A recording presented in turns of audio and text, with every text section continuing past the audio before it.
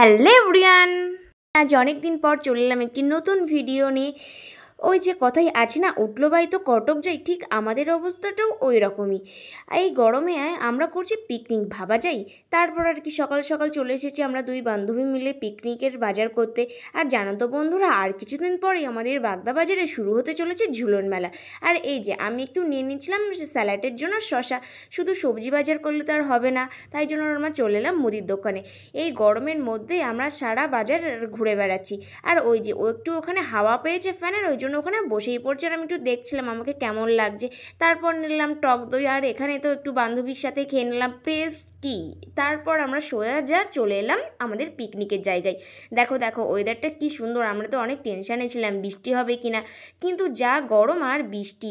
আর দেখো কি সুন্দর কাঠফাটা রোদ, এই গরমে করছি পিকনিক। তারপর আর কি সব কিছু আছে নেক্সট পার্টে। তো ততক্ষণ চ্যানেলটি সাবস্ক্রাইব